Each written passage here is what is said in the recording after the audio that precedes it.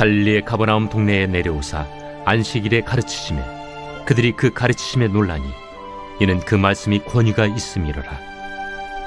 회당에 더러운 귀신 들린 사람이 있어 크게 소리질러 이르되 나사렛 예수여, 우리가 당신과 무슨 상관이 있나이까?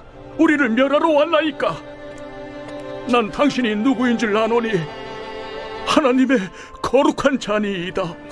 예수께서 꾸짖어 이르시되 잠잠하고 그 사람에게서 나오라. 귀신이 그 사람을 무리 중에 넘어뜨리고 나오되 그 사람은 상하지 아니한지라. 다 놀라 서로 말하여 이르되 이 어떠한 말씀인고? 권위와 능력으로 더러운 귀신을 명함에 나가는도다. 이에 예수의 소문이 그 근처 사방에 퍼지니라. 예수께서 일어나 회당에서 나가사 시몬의 집에 들어가시니 시몬의 장모가 중한 열병을 앓고 있는지라. 사람들이 그를 위하여 예수께 구하니 예수께서 가까이 서서 열병을 꾸짖으신데 병이 떠나고 여자가 곧 일어나 그들에게 수종되니라. 해질 무렵에 사람들이 온갖 병자들을 데리고 나아오매 예수께서 일일이 그 위에 손을 얹으사 고치시니 여러 사람에게서 귀신들이 나가며 소리질러 이르되 당신은 하나님의 아들이니이다. 예수께서 꾸짖으사 그들이 말함을 허락하지 아니하시니 이는 자기를 그리스도인 줄 알미로라. 날이 밝음에 예수께서 나오사 한적한 곳에 가시니 무리가 찾다가 만나서 자기들에게서 떠나시지 못하게 만류하려 하매 내가 다른 동네들에서도 하나님의 나라 복음을 전하여야 하리니 나는 이 일을 위해 보내심을 받았노라 하시고 갈릴리 여러 회당에서 전도하시더라.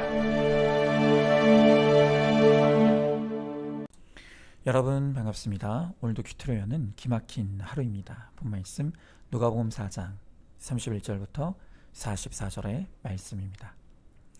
자, 오늘 본문의 말씀에는 예수님의 권위 있는 모습이 나옵니다. 예수님의 이 권위는 어디로부터 비롯된 것입니까? 예수님의 권위, 그리고 우리가 사모해야 될 그 권위의 비결이 무엇입니까? 자, 먼저 첫 번째로 말씀의 권위입니다. 자, 오늘 31절, 32절 말씀에 갈릴리의 가버나움 동네에 내려오사 안식일에 가르치심에 그들이 그 가르치심에 놀라니 이는 그 말씀이 권위가 있음이로라 그랬습니다. 자, 예수님의 가르치심에 사람들이 놀랐다고 합니다. 그런데 오늘 말씀은 사람들이 예수님의 가르침에 놀란 이유가 예수님이 언변이 좋거나 논리적이었기 때문이라고 말하고 있지 않습니다. 예수님의 권위는 바로 그분이 전하는 말씀의 권위였다는 것입니다. 예수님은 하나님의 아들이셨지만 언제나 구약의 말씀에 근거해서 말씀을 전하셨습니다. 여러분, 이 성경은 바로 하나님의 말씀입니다. 그래서 성경은 그 자체로 권위가 있고 능력이 있습니다. 우리가 잘 아는 히브리서 4장 12절 말씀은 성경의 권위를 이렇게 증언하고 있습니다.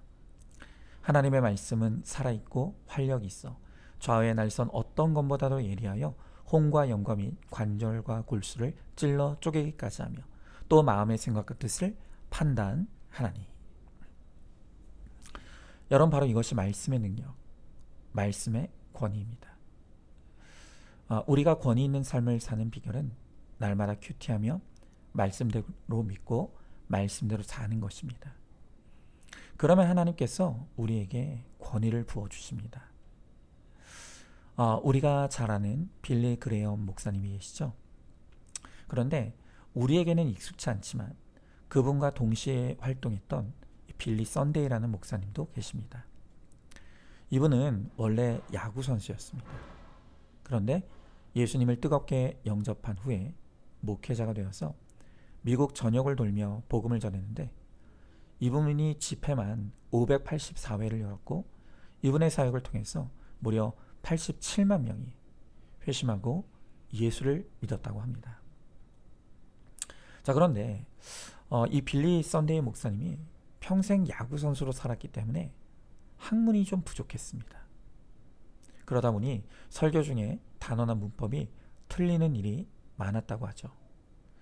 거기다가 이 설교자로서는 치명적이라고 할 수 있는 말을 더듬는 습관도 있었습니다.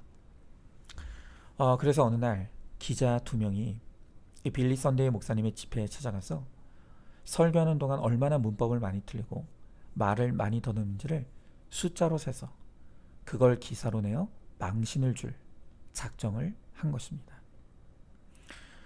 이 2 기자는 계획대로 빌리 선데이 목사님이 인도하는 집회에 찾아갔습니다. 그리고 설교가 시작되자 그때부터 목사님이 몇 번 말을 더듬는지 또 몇 번 단어와 문장을 틀리는지 세기 시작한 것입니다. 그런데 숫자를 세다가 어느 순간부터 더 이상 셀 수가 없었습니다. 왜냐하면 이 2 기자가 그 집회에서 은혜를 받은 것입니다. 말씀을 듣고 눈물로 자신의 죄를 회개하고 그날 예수를 영접하게 되었던 것입니다. 그리고 그 이후로 이 2 사람은 목사님의 전도단의 스텝이 되어서 함께 활발한 사역을 감당했다고 합니다. 여러분, 이렇게 성경은 살았고 운동력이 있는 권위 있는 하나님의 말씀입니다. 우리도 말씀의 권위에 복종하여 이 말씀대로 믿고 살면 하나님께서 말씀의 능력으로 우리의 삶에도 권위를 부어주실 것입니다. 자, 한번 질문해 봅니다. 말씀에 대한 사모함이 있습니까?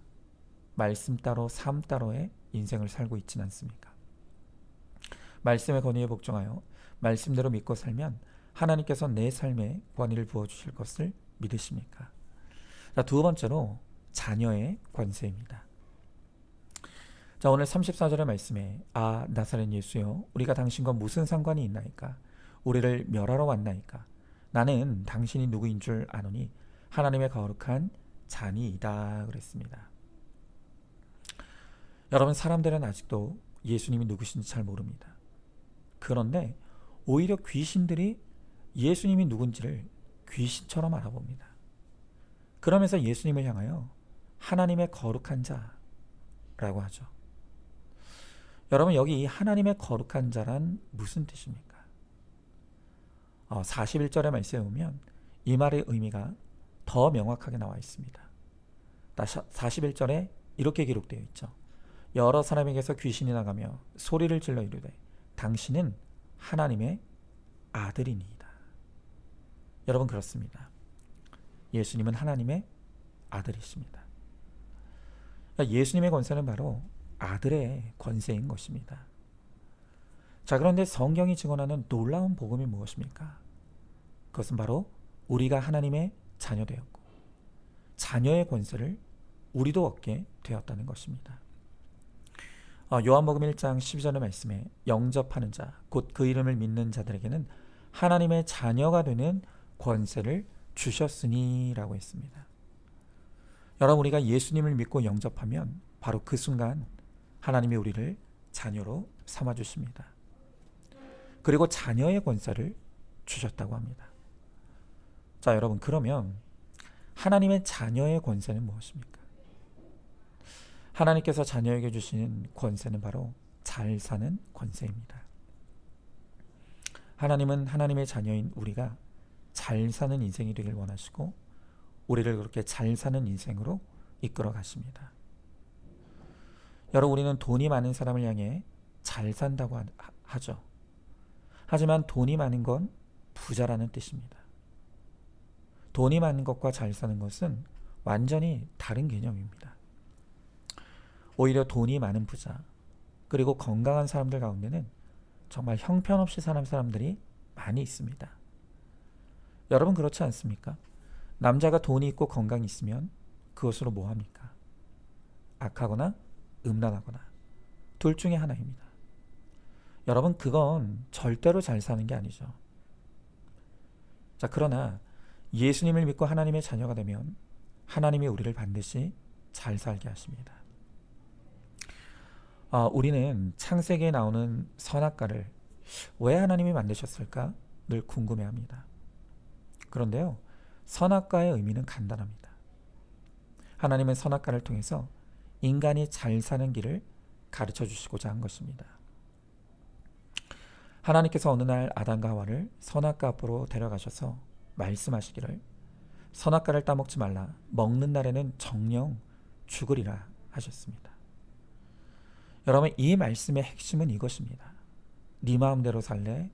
내가 말하는 대로 살래? 욕심 따라 살래? 말씀 따라 살래? 네 삶의 주인을 너 자신으로 할 것이냐? 아니면 나 하나님으로 할 것이냐? 여러분, 이것이 바로 선악과를 통해 하나님이 주시는 메시지인 것입니다. 하나님은 우리에게 하나님을 주인 삼고 하나님의 말씀에 순종하며 살아가면 반드시 잘 사는 인생이 되게 해주신다고 약속하십니다. 하지만 내가 주인 되어서 내 멋대로 내 맘대로 살면 정녕 죽으리라 라고 말씀하시는 것입니다. 여러분, 믿음은 한마디로 하나님이 내 아버지 되시고 나는 하나님의 자녀가 되는 것이 믿음입니다. 여러분, 자녀는 부모를 떠나 살면 방황하다 죽습니다. 그러나 부모의 품 안에서 부모의 뜻에 순종하며 살면 부모의 모든 것을 자녀가 자신의 것으로 상속받게 되고 그것을 누릴 수 있게 되는 것입니다. 여러분, 그러나 우리 안에는 여전히 내 하나님 아버지를 떠나 내 마음대로 살려고 하는 이 탕자의 본성이 있습니다. 여러분, 이 탕자의 본성을 따라 살아가면 자녀의 권세를 온전히 누릴 수가 없습니다. 하나님을 나의 아버지로 믿고 영접하여 그 뜻대로 순종하며 살아가므로 하나님께서 우리에게 자녀의 권세를 누리게 하시는 바로 그 은혜를 얻고 누리기를 소망합니다. 자, 한번 질문해 봅니다. 하나님이 내 아버지라는 것을 믿으십니까? 말씀과 공동체 안에 있는 것이 지겹고 따분하다고 탕자처럼 떠나려고 하고 있지는 않습니까? 하나님 아버지 안에서 믿음으로 순종함으로 자녀의 권세를 얻고 누리시기를 소망하기 바랍니다. 자, 마지막 세 번째로 사랑의 권위입니다. 자, 오늘 38절부터 39절의 말씀에 예수께서 일어나 회당에서 나가사 시몬의 집에 들어가시니 시몬의 장모가 중한 열병을 앓고 있는지라 사람들이 그를 위하여 예수께 구하니 예수께서 가까이 가서 열병을 꾸짖으신데 병이 떠나가고 여자가 곧 일어나 그들에게 수종드니라 그랬습니다. 여러분, 우리 예수님은 신성을 지니셨기에 얼마든지 먼 거리에서도 말씀 한마디로 능히 병을 고칠 수 있는 분이셨습니다. 자, 그런데 오늘 본문을 보니까 예수님께서 시몬의 장모에게 가까이 가서 그 곁에 서셨다고 합니다. 왜 그러셨을까요? 예수님은 단순히 병을 고치는 것을 넘어 그분의 사랑을 전하고 싶으셨던 것입니다. 여러분, 이게 다가 아닙니다.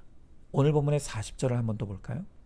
40절의 말씀에 보니까 해질 무렵에 사람들이 온갖 병자들을 데리고 나오매 예수께서 일일이 그 위에 손을 얹으사 고치시니 그랬습니다. 자, 성경은 예수님께서 자신에게 나오는 모든 사람들에게 일일이 손을 얹어 기도해 주셨다고 합니다. 여러분, 저는 이 일일이라는 표현이 그렇게 따뜻하게 느껴집니다. 예수님은 말씀 한마디로도 천지를 창조하시는 하나님이십니다. 그런데 굳이 일일이 손을 얹어 가시면서 수고스럽게 기도하실 필요가 없으십니다. 하지만 예수님은 한 사람 한 사람에게 자신의 손을 가져다 대시며 사랑의 온기를 나눠 주시기를 원하셨던 것입니다. 여러분, 그래서 그런지 예수님께 나오는 사람들 중에서는 세리와 창녀, 그리고 귀신 들린 자, 문둥병자들처럼 세상에서 소외되고 따돌림 당하던 사람들이 많았습니다. 여러분, 그들이 왜 예수님께 몰려들었겠습니까? 그것은 세상에서 얻지 못한 사랑을 예수님에게서 느꼈기 때문인 것이죠. 여러분, 우리 예수님은 사랑의 주님이십니다. 여러분, 그렇기 때문에 우리가 예수님의 제자로서 서로 사랑할 때 비로소 예수님이 가장 강력하게 증거되는 것입니다. 요한복음 13장 34절 35절에서 예수님이 이렇게 말씀하십니다. 새 계명을 너희에게 주노니 서로 사랑하라. 내가 너희를 사랑한 것 같이 너희도 서로 사랑하라. 너희가 서로 사랑하면 이로써 모든 사람이 너희가 내 제자인 줄 알리라. 여러분, 우리가 서로 사랑할 때 비로소 나를 통해 내 안에 계시는 예수님이 가장 강력하게 증거되는 것입니다. 자, 그런데 문제가 있습니다.